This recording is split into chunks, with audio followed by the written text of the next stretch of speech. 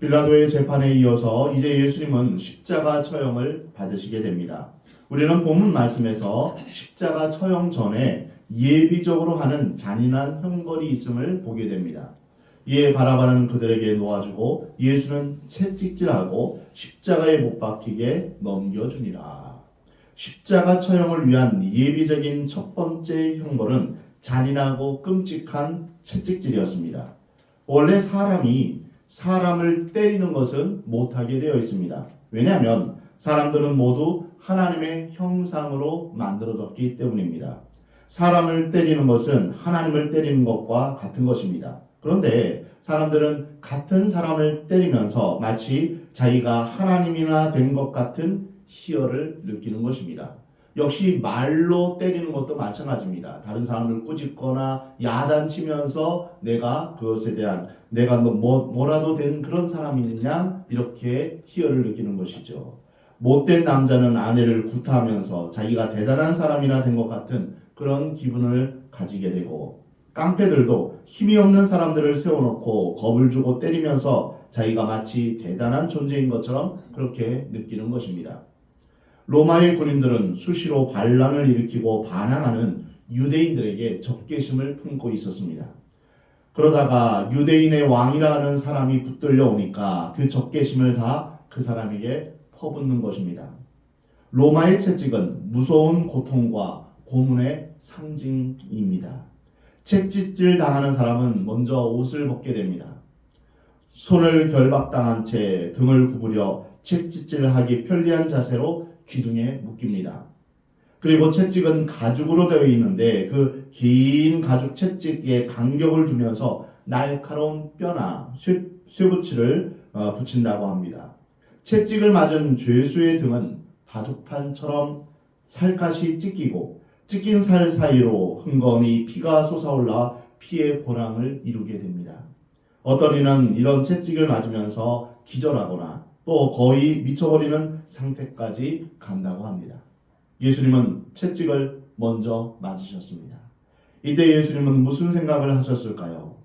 우리는 나중에 예수님이 십자가에 못 박혀 달리실 때 하신 말씀을 기억합니다. 아버지여, 저들을 용서하여 주옵소서. 저들은 저들이 하는 것을 알지 못합니다. 예수님은 십자가에서만 그렇게 기도한 것이 아닐 것입니다. 처절하리만큼 아픈 채찍을 맞을 때마다 아버지여, 저들을 용서하여 주옵소서. 이렇게 기도하셨을 것입니다. 예수님의 비명소리가 그러한 기도의 소리였을 것입니다. 두 번째로 예수님께 행해진 형벌은 조롱과 희롱이었습니다. 이에 총독의 군병들이 예수를 데리고 관정 안으로 들어가서 온 군대를 그에게로 모으고 그의 옷을 벗기고 콩포를 입히며 채찍에 맞아 피투성이가 된 예수님을 이제 관정 안으로 들어갑니다.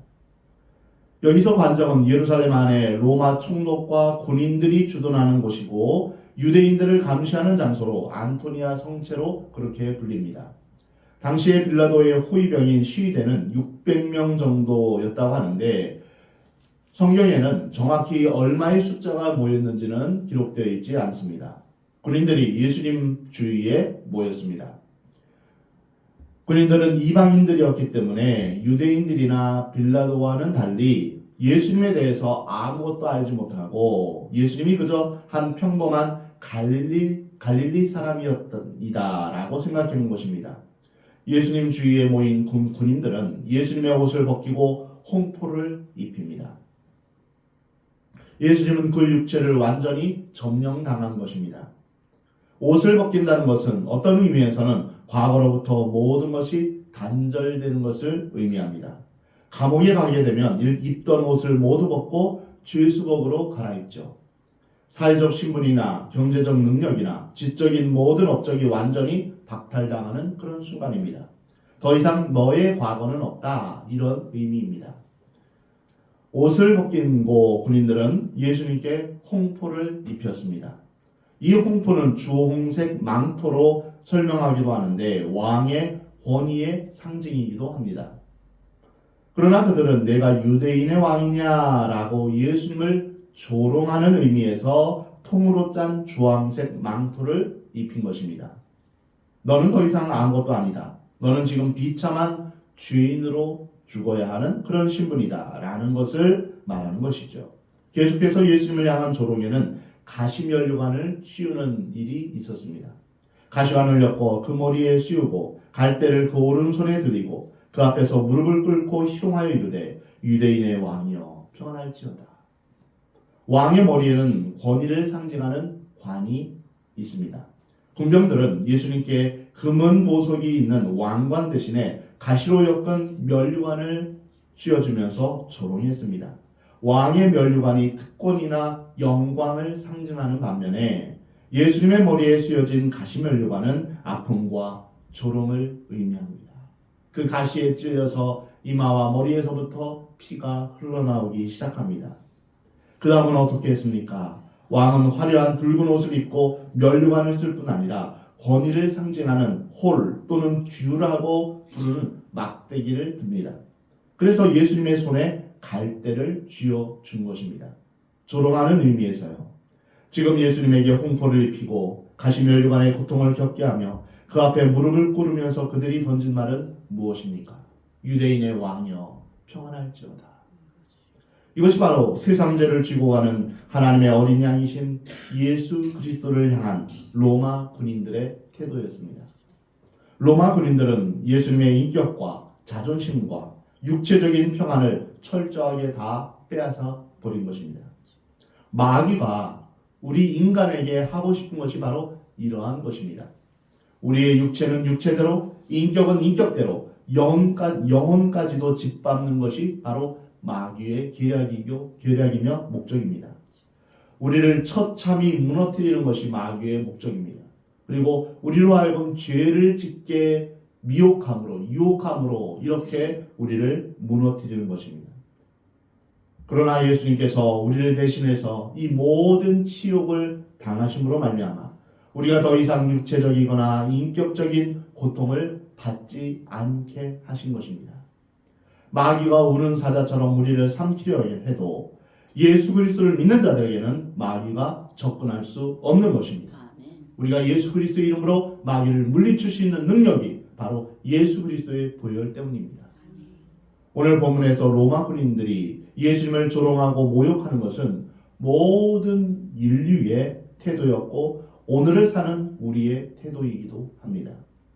우리 모든 인간은 자존심이 있어서 다른 사람으로부터 인정과 존경을 받기 원하고 높아지기를 원합니다. 그래서 돈이 많은 사람들은 고급 레스토랑이나 고급 호텔에서 최고의 서비스를 받으며 식사를 하며 자기가 존귀한 사람이다 라는 것을 느끼고 싶어 합니다. 그러나 죄인들은 다른 사람들로부터 이러한 존귀한 대접을 받을 수가 없습니다.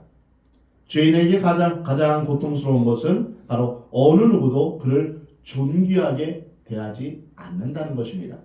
자신을 무시하고 하찮게 여기는 것, 이것이 죄인들에게 가하는 형벌입니다. 그런데 죄인인 인간이 오히려 존귀하신 하나님, 거룩하신 하나님을 대놓고 무시하며 조롱하고 있는 것입니다. 하나님을 믿느니 차라리 내 주먹을 믿겠다. 이런 사람들을 우리는 세상에서 흔히 만나볼 수 있습니다. 이 세상을 창조하시고 지금도 살아계신 하나님을 향하여서 하나님이 없다라고 하는 것은 하나님을 향한 최고의 조롱입니다. 이 세상 만물과 우리 자신을 보더라도 하나님의 걸작품을 우리는 볼 수 있고 경험할 수 있습니다.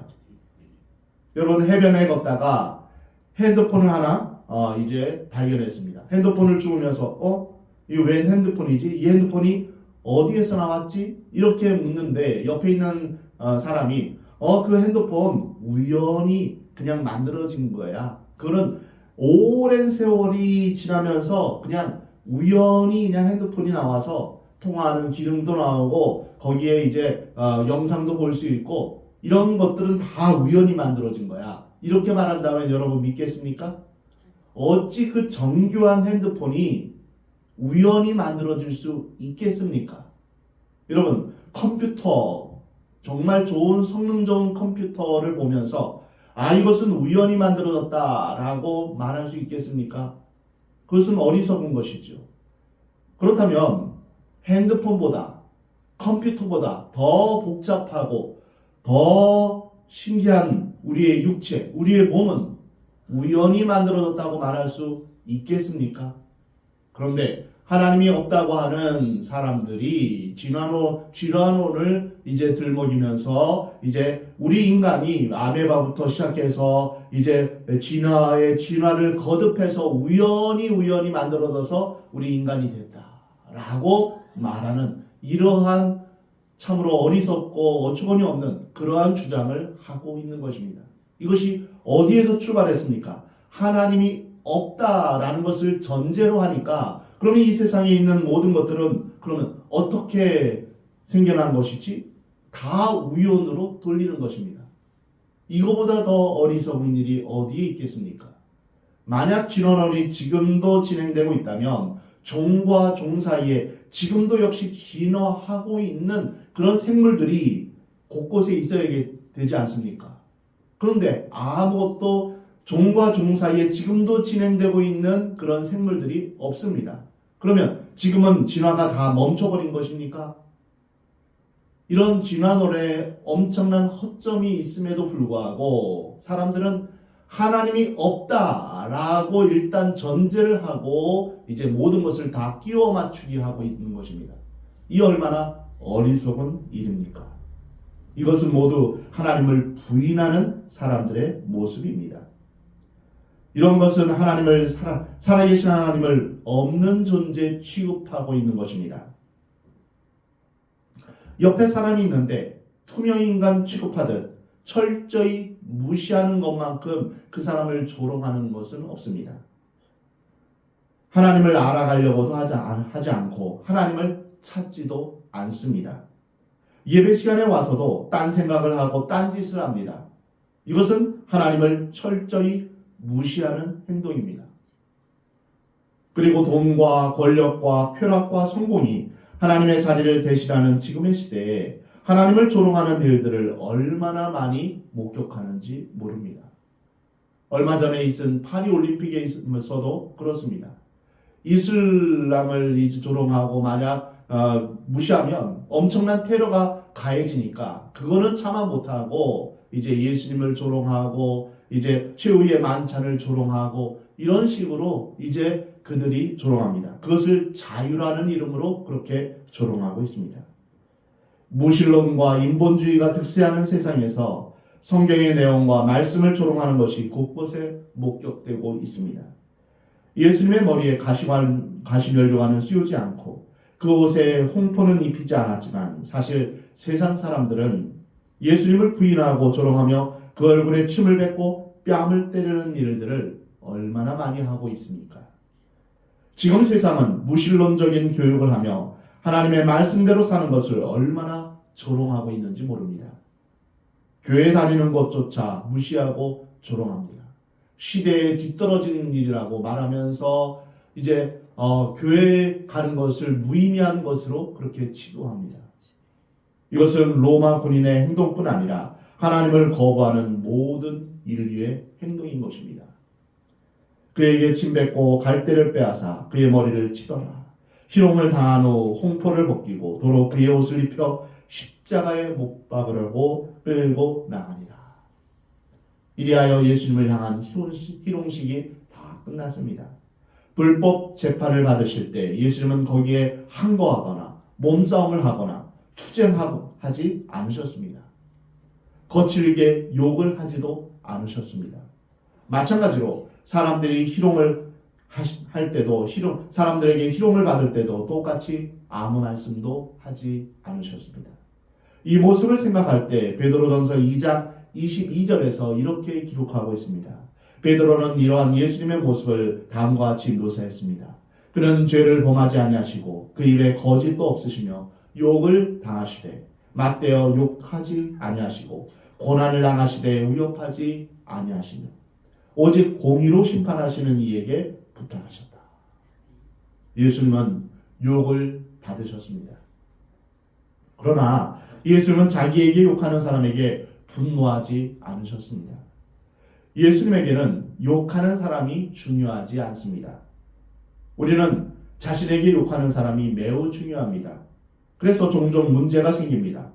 나와 나의 인생을, 나의 가족을 짓밟아 버린 사람, 나를 모욕한 사람, 나의 자존심을 상하게 만든 사람, 그 사람을 용서하지 못하는 것입니다.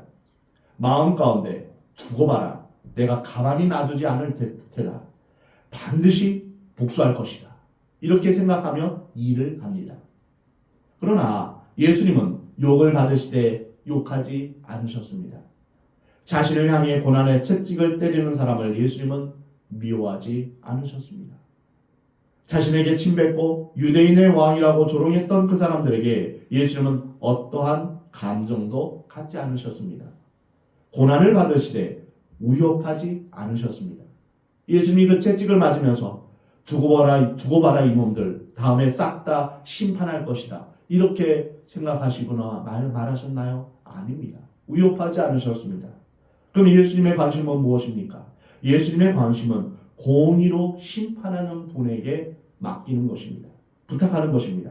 예수님은 억울한 일을 겪으셨을 때 하나님께로 가셨습니다.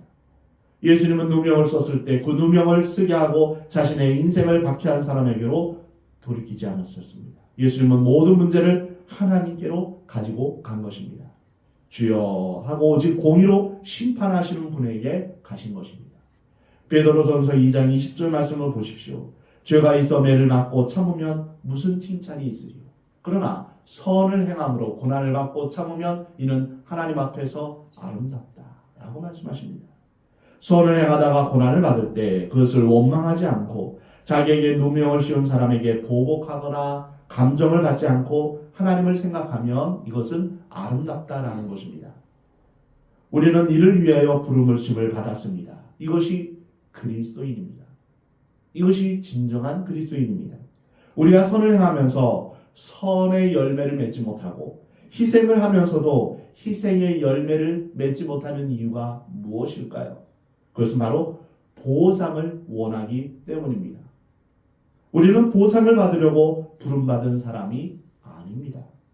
억울한 일을 당하고 누명을 쓰고 매를 맞고 욕을 당하고 불법 재판을 당할 때 그냥 당하는 것입니다. 하나님의 어린 양같이 희생을 당하고 하나님 앞에서 호소하는 사람이 바로 그리스도인입니다. 이것이 세상의 영웅이나 성자와는 다른 그리스도인의 모습입니다. 이 문제에 대해서 이사야 53장에서는 이렇게 말씀하십니다. 그는 주 앞에서 자라나기를 연한 순 같고 마른 땅에서 나온 뿌리 같아서 고운 모양도 없고 풍채도 없은즉 우리가 보기에 흠모할 만한 아름다운 것이 없도다.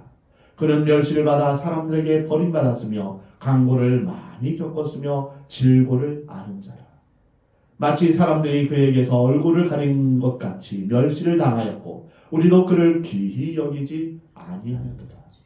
그는 실로 우리의 질고를 지고 우리의 슬픔을 당하였거늘 우리는 생각하기를 그는 징벌을 받아 하나님께 맞으며 고난을 당한다 하였노라. 여기에 나타난 메시아의 모습이 바로 우리 그리스도인의 모습입니다. 그것이 교회의 모습입니다. 그러나 요즘의 교회는 세상을 닮아가는 듯 합니다.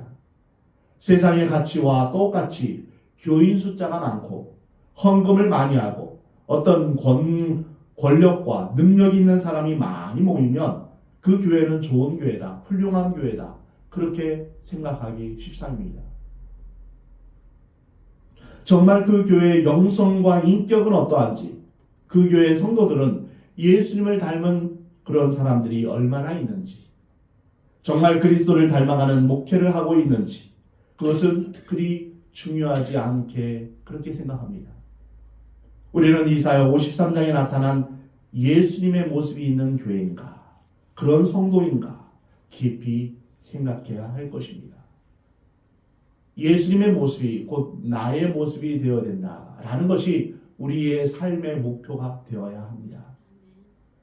예수님은 연한 순 같고 마른 땅에서 나온 줄기 같아서 고운 모양도 없고 풍채도 없고 우리 보기에 흠모할 만한 아름다운 것이 없다고 했습니다. 그분은 멸시를 받아서 사람들에게 실어버린 바 되었고 고난을 많이 겪었고 질고를 하셨습니다. 마치 사람에게 얼굴을 가리고 보지 않음을 받는 자 같아서 멸시를 당했고 우리도 그분을 귀히 여기지 않았다라고 말씀하십니다. 이분이 고난당하시는 예수 그리스도 메시아이십니다. 세상 죄를 쥐고 가는 하나님의 어린 양이십니다. 변명 한마디 하지 못하고 무력하고 무능하게 불법의 희생물로 역사에서 사라져버린 한 인간이셨습니다. 그때 예수님을 기억해 줄 만한 사람이 어느 누가 있었겠습니까? 제자들마저 다 도망갔습니다. 아무도 없었습니다. 예수님처럼 이처럼 처참한 모습으로 군인들의 폭력을 묵묵히 참아내신 이유는 무엇입니까? 예수님께서 이렇게 처참한 모습으로 참아내신 이유는 바로 예수님이 능력이 없으셔서가 아닙니다. 예수님은 바로 하나님을 향한 당신을 향한 하나님의 뜻을 이루기 위해 이런 고통을 감내하신 것입니다. 그렇다면 예수님이 받으신 고난과 조롱은 무슨 의미가 있을까요? 이사야 53장 5절에 보면 그가 찔림은 우리의 허물 때문이며 그가 상함은 우리의 죄악 때문이라. 그가 징계를 받음으로 우리가 평안을 누리고 그가 채찍에 맞음으로 우리는 나음을 받았도다. 이것이 바로 예수님의 고난입니다. 이것이 예수님이 당하신 채찍의 의미요 희롱과 조롱의 의미입니다. 예수님이 채찍에 맞은 것은 바로 나 때문에 우리 때문이라는 것입니다. 이 말씀 가운데 우리라는 말 대신에 자신의 이름을 넣어서 한번 읽어보겠습니다. 그가 찔림은 할 때 여러분 자신의 이름을 넣어보십시오. 저의 이름을 부르면 안 됩니다. 여러분 자신의 이름을 넣어서 우리 같이 읽겠습니다. 시작. 그가 찔림은 김진영의 허물 때문이요 그가 상함은 김진영의 죄악 때문이라. 그가 징계를 받음으로 김진영은 평화를 누리고 그가 채찍에 맞음으로 김진영은 나음을 받았도다. 아멘. 이것이 십자가입니다. 십자가의 의미가 바로 여기에 있습니다. 베드로전서 2장 24절에 그가 채찍에 맞음으로 너희는 나음을 얻었다 말씀하십니다. 여기에 치유가 있습니다. 예수님이 채찍을 한번 맞으심으로 내 몸의 질병이 떠나가는 것입니다. 예수님이 채찍에 맞으심으로 내 마음의 상처들이 치유되는 것입니다. 예수님께서 채찍에 맞아 온몸이 상처투성이가 되고 가시련류관을 쓰시고 뺨을 맞고 조롱을 당하심으로 죽었던 내가 다시 회복되고 살아나는 것입니다. 이것이 희롱을 당하신 예수님의 능력, 채찍을 맞으시고 또한 조롱을 당하신 예수 그리스도의 능력이십니다. 예수님은 변명하거나 보복하지 않으셨습니다. 억울하게 누명을 쓰고 아무도 알아주지 않는 역사의 희생물이 되어 조용히 고난을 당하신 것입니다. 그와는 반대로 우리는 세상에서 보상을 받으려고 너무 애씁니다. 가정에서, 직장에서 사람들과의 갈등은 왜일까요? 나를 대접해주지 않는다는 그런 생각에서 나오는 것입니다. 내 월급이 왜 이런가? 내 지위가 왜 이런가? 왜 나한테 이런 보상을 해주지 않는가? 교회에서도 내가 이렇게 헌금도 했고 이렇게 봉사도 하는데 왜 나를 알아주지 않는가? 이것으로 인해서 갈등하는 것입니다. 또한 남편은 아내에게, 아내는 남편에게 보상을 하지 않는다고 서로 서운해합니다. 또 며느리는 내가 시집 와서 이만큼 고생을 했는데 왜 보상을 하지 않는가라고 불만을 터뜨립니다. 이러한 것들 때문에 우리 인생의 대부분을 고민하고 있는 것입니다. 거기에 행복이 있습니까? 거기에 해답이 있습니까? 누가 우리의 허황된 욕구를 책임질 수 있을까요? 아무리 보상해줘도 보상이 안 됩니다. 도대체 얼마를 받아야 보상을 충분히 받았다고 느낄까요? 우리의 지난 날, 우리의 잃어버린 세월, 또한 희생된 우리의 자녀들이 있다면 도대체 얼마를 받아야 보상을 받을 수 있겠습니까? 계속 목마른 보상을 요구할 것입니다. 착취당한 내 인생을 보상하라고 그렇게 말하고 있는 것입니다. 누가 우리의 착취당한 인생을 보상할 수 있습니까? 우리가 하나님 앞에 가기 전에는 그 보상은 없습니다. 우리가 하나님 앞에서 채찍에 상하신 예수 그리스도를 만나기 전에는 아무런 보상이 없습니다. 사랑하는 성도 여러분, 지금 이 순간 보상을 포기하시기 바랍니다. 사람으로부터 오는 보상을 포기하시기 바랍니다. 우리에게 잊을 수 없는 한이 있다고 칩시다. 억울한 사건이 과거에 있었다고 칩시다. 그것을 오늘 우리는 잊어버려야 합니다. 그 사람에게 복수를 해야 한다든가 어떤 보상을 받아야 한다는 것을 포기하기 전까지는 우리에게 참된 평화가 진정한 행복이 없습니다. 사랑하는 성도 여러분, 포기하시기 바랍니다. 예수님처럼 하나님에게 그 문제를 가지고 가시기 바랍니다. 그리고 울고 싶으면 하나님 앞에서 통곡하며 우시기 바랍니다. 시편 90편 15절에서 우리가 화를 당한 연수대로 우리를 기쁘게 해주십시오. 시편 기자의 고백처럼 내가 고난을 받은 연수대로 복을 달라고 하나님 앞에 구하시기 바랍니다. 차라리 하나님 앞에 나아가 기도하십시오. 그러면 우리도 살고 우리에게 누명을 씌우고 우리 인생을 억울하게 했던 그 사람들을 하나님께서 다루실 것입니다. 우리가 살고 우리의 가족이 살고 우리의 공동체가 살고 우리의 국가가 살게 되는 것입니다. 사랑하는 성도 여러분, 세상으로부터 받는 갖은 비난과 모욕을 받으셨어도 분노하거나 복수하지 않고 모든 문제를 하나님께 맡기신 예수님의 마음을 품으시기 바랍니다. 예수님의 마음으로 복수하는 마음이 사라지기를 여러분 기도하시기 바랍니다. 미워하는 마음이 없어지기를 기도하시기 바랍니다. 우리가 그렇다면 어찌 예수님과 같은 그런 마음과 행동을 할 수 있겠습니까? 바로 주의 성령, 예수님의 영이 우리 가운데 오실 때 비로소 우리는 예수님처럼 우리는 살아갈 수 있는 것입니다. 예수님의 마음으로 보상받고 싶은 마음이 없어지기를 여러분 기도하시기 바랍니다. 사람 앞에서 행하는 신앙이 아니라 예수님처럼 하나님으로부터 위로받고 하나님 앞에서 의롭게 살아가는 저와 여러분이 되기를 우리 하나님은 원하십니다.